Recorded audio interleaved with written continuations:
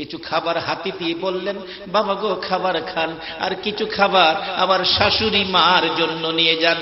বলুন এই ব্যবহারে ইব্রাহিম খুশি হবে না বেজার হবে? খুশিতে বাগবাগ হয়ে গেছে। বৌমা গো খুশি হলাম গো, আমার ইসমাইল কোন সময় আসবে গো বৌমা? লম্বা ঘটনা সংক্ষেপ করে দিলাম। বৌমা গো কোন সময় আসবে ইসমাইল?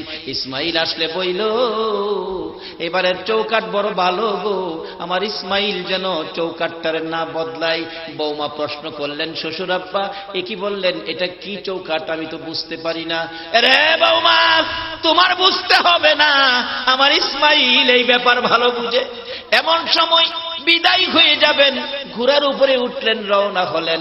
ঘটনাক্রমে কিছুক্ষণের মধ্যে আবার ইসমাইল এসে গেছে। বাড়ির সামনে দাঁড়াইয়া চোখের পানি ছেড়ে কান্দে, কই গো আমার আদরের বিবি গো, আজকে কি কোনো মেহমান আসছিল আমার বাড়িতে?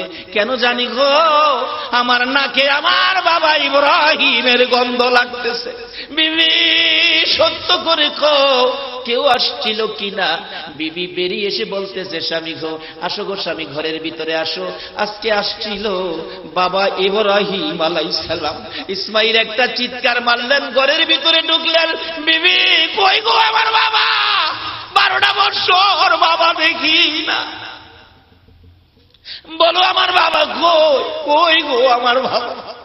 বিবি চোখের পানি ছেড়ে দিলেন, স্বামী গো বাবারে রাখতে পারি নাই, বাবা নাকি শাশুড়ি মার সাথে কথা দিয়ে আসছে, দেরি করতে পারবে না।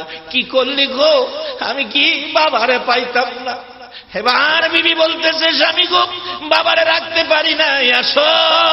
বাবার 2টা পা মোবারকের পাথরে দাগ রেখেছি, এই পাথরে বাবা দাঁড়িয়েছিল, এই যে দেখো পাথরে দাগ রয়ে গেছে। যাইয়া দেখবেন এই পাথরটা এখনো খানায়ে কাবার দরজার পাশেই পাথর রেখে দিলেন, ঘেরাও করে রাখছেন গ্লাস দিয়ে, যাকে মাকামে ইব্রাহিম নামে ব্যবহার করা হয়। আল্লাহু